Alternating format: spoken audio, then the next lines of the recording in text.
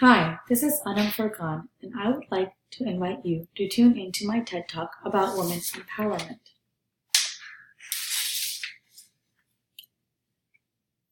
Women were underestimated for their talents early as the 1700s and the 1800s.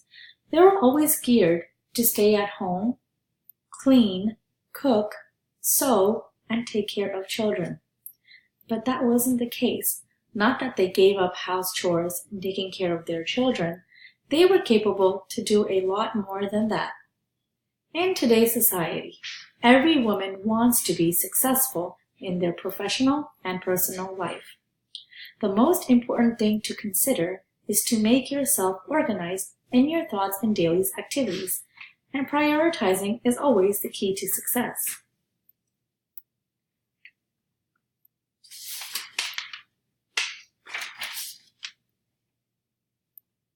What I am trying to accomplish is to figure out how women think through these certain questions. How do they push through their worst times? What are some of your success habits? What do you think is the most significant barrier to female leadership? What are some of the biggest challenges for the generation of women behind you?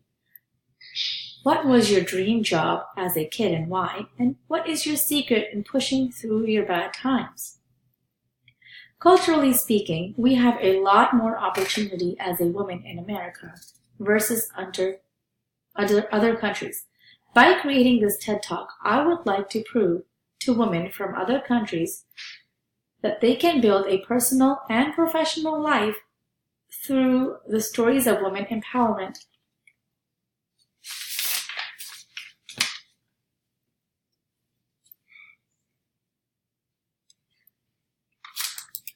Some important questions to ask professional women, as I have said earlier, were some of these. While observing these books, I believe that the ladies pushed through some tough times. For example, in Here Comes the Girl Scouts, Daisy was up for adventures and exercise, but that wasn't the case for young ladies of her time. I feel like her habits towards success were because of Daisy's enthusiasm as a young child. Daisy's love for traveling didn't prevent her from pushing through her rough times when she had lost her hearing. Daisy's enthusiasm pushed through and challenged herself to arrange a Girl Scout group. Upon observing this book, it showed great example of woman empowerment. It can be determined that her preposterous behavior showed what women can really do. In Who Said Women Can't Be Doctors, story of Elizabeth Blackwell. Elizabeth wanted to be a doctor. Mary Donaldson believed in her and said that she is smart and determined and can become a doctor. Elizabeth wasn't confident until Mary told her that she believed in her. But it moved her, and she worked towards her goal with great family support. Women weren't allowed to join medical school because they wouldn't accept them. She didn't give up at all despite all of the discrimination she received from colleges. People looked at her weird, but that didn't let her dreams go down. I believe that this most probably would be her worst time, and was also a turning point to prove herself right to others. The biggest challenge she faced was the discrimination from men in school and outside of school. She opened a women's medical school where she thought it would be easier for women to fulfill their dreams of going to medical school. In Me, Frida, Frida discovered her empowerment and dwelled in it by painting beautiful paintings.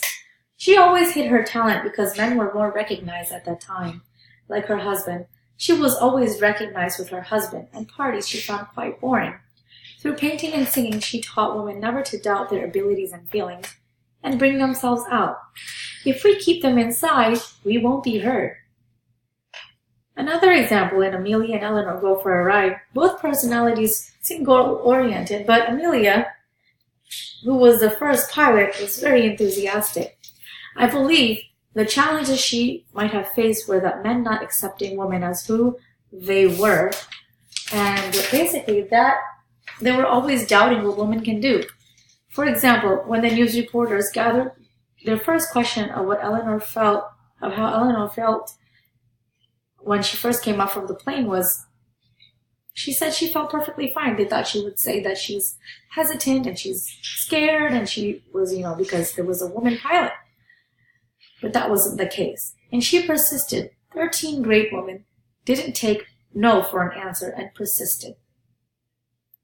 Such as women like Harriet Tubman, Helen Keller, Clara Limelight, Virginia Apgar, Maria Tallchief, Claudette Colvin, Ruby Bridges, and more. These women were great examples of strong women who had led great ideas on how not to give up easily in harsh circumstances. Some issues women of today are facing are, for one, the gender wage gap, absence of laws mandating paid and sick maternal leaves, and underrepresentation of women in the political world. Ideas can be shared through slogans, media, and help organize established foundations who protect women's rights. I can provide evidence through online organizations which are helping women in becoming independent. For example, slogans where women's voices are heard. One good way to present evidence is for us ourselves to be good citizens so others can follow us.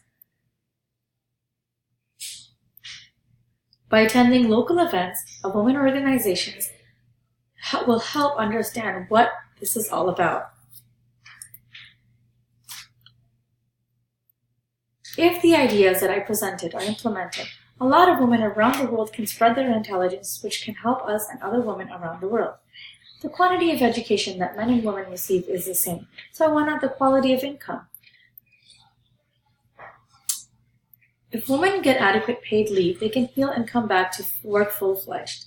The title that I have chosen was Gender Towards Great Success because women were thought to be homemakers, but now they are considered as both homemakers and breadwinners of home simultaneously. I believe women can do it, and we can make a difference, because human rights also is women's rights. Women's rights are about rights, fairness, freedom, and power. I hope you like my presentation. Thank you.